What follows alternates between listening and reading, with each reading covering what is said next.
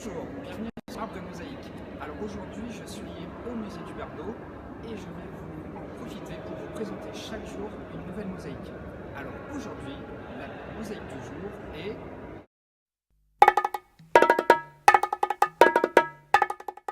la mosaïque de Virgile et les Muses. Alors cette mosaïque est un célèbre tableau qui a été retrouvé à Sousse et qui est aujourd'hui l'une des pièces maîtresses du musée du Bardo. Donc, comme vous le constatez, on y voit Virgile écoutant deux muses qui sont en train de lui dicter ses chants. Il s'agit sans doute du portrait le plus fidèle de l'auteur de l'Énéide et qui daterait du début du IIIe siècle après Jésus-Christ. Encore une fois, la date est très controversée. Elle varie entre le 1er et le 4e siècle après Jésus-Christ.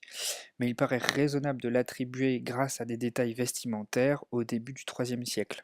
Alors quels sont ces détails vestimentaires? En fait, il s'agit de la toge de Virgile. Cette toge-là serait de l'époque sévérienne, donc du IIIe siècle après Jésus-Christ. Et il y a un autre élément qui nous permet de situer cette mosaïque dans cette période, en fait, c'est la maison où elle a été trouvée. En fait, cette maison semble avoir été désaffectée vers la fin du IIIe siècle, au moment où tout le quartier avait été anéanti par une catastrophe qui n'est pas encore déterminée, et ce quartier a été converti en nécropole. Voilà. Alors maintenant, on va s'intéresser à Virgile. Donc il apparaît écoutant les deux muses lui dicter ses chants. Il est figuré vêtu d'une toge blanche qui est sobrement ornée de broderies et il trône en majesté sur un fauteuil à haut dossier. Son visage a une expression sévère, il a des traits fortement individualisés.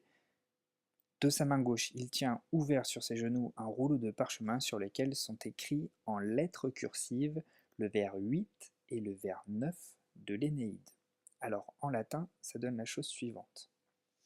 Musa mihi causas memora quo numine laeso quidve.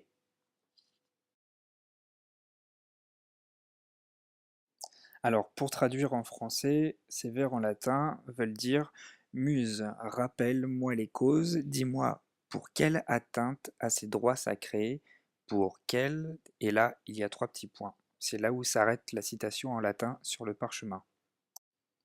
Alors cette citation a vraisemblablement pour but de permettre l'identification du poète représenté, qui est Virgile. Le même procédé a d'ailleurs été utilisé dans une mosaïque d'Autun datée du IIe siècle après Jésus-Christ, où figure le poète grec Anacréon, dont le type est assez proche de celui de Virgile.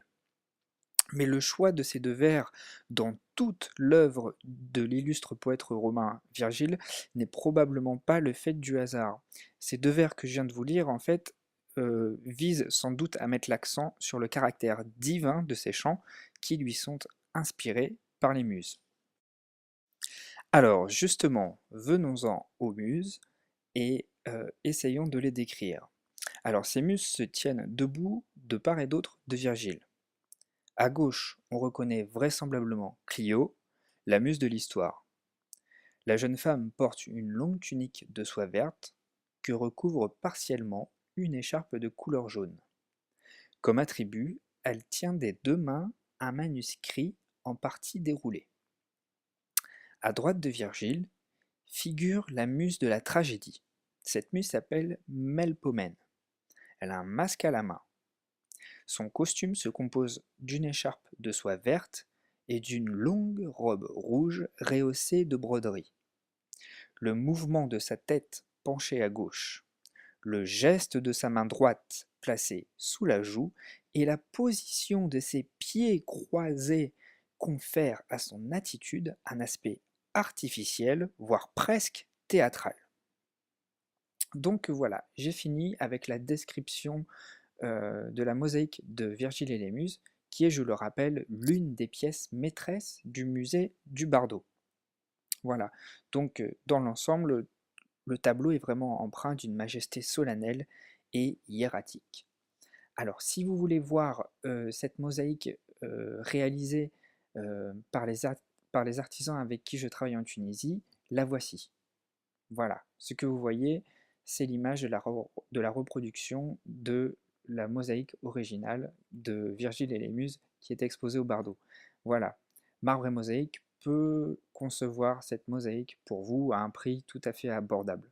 Voilà, donc si ça vous intéresse d'avoir un morceau d'histoire, un bout de légende sous votre toit, eh bien voilà, ce désir est à portée de vos mains.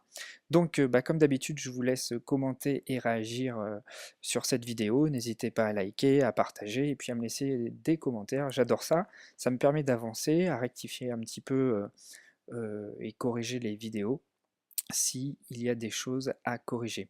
Voilà, et puis je n'oublie pas de mentionner que les informations que je vous délivre sont issues du précieux livre de Mohamed Yacoub, nommé, donc ce livre est nommé Splendeur des mosaïques de Tunisie. Voilà, je vous remercie de m'avoir écouté, je vous dis à très bientôt pour une prochaine vidéo sur une mosaïque du musée de Bardo. Au revoir.